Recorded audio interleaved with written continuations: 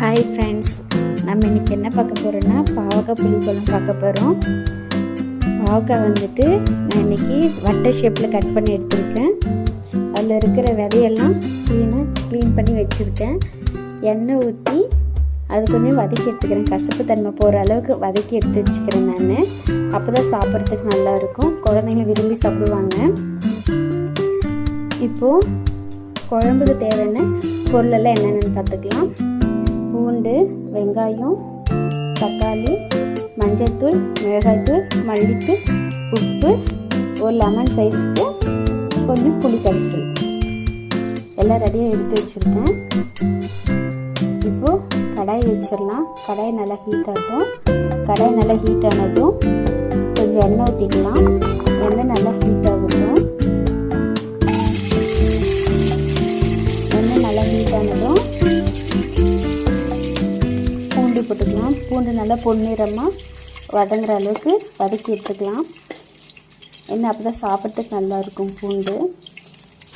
அப்புறம் வெங்காயம் போட்டுக்கலாம். பூண்டு நல்லா பொன்னிறமாக வதங்கினா வெங்காயம் போட்டு அதுவும் நல்லா வெங்காயமும் நல்லா பொன்னிறமாக வதக்கிக்கலாம்.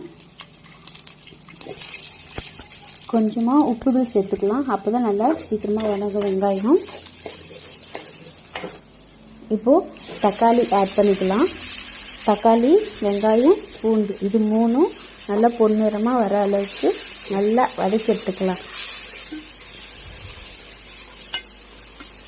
நல்லா தக்காளி வதங்கணும். அப்போ தான் நமக்கு குழம்பு நல்லா டேஸ்ட் கொடுக்கும். தக்காளி நல்லா வதங்கிட்டு இப்போ அதில் வந்துட்டு கொஞ்சம் மஞ்சள் தூள், மிளகாய்த்தூள், தேவையான அளவு மல்லித்தூள் சேர்த்துக்கலாம்.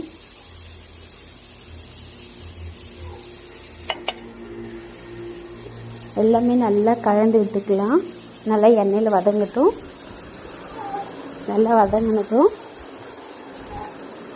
நம்ம வறுத்து வச்சுருக்கிற பாகக்காயை அதில் கொட்டி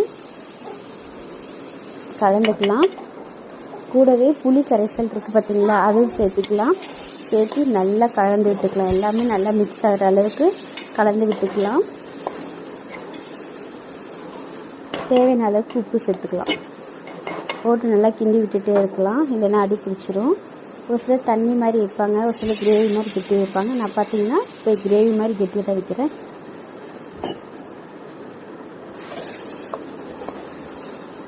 நல்லா கலந்து விட்டுட்டே இருங்க.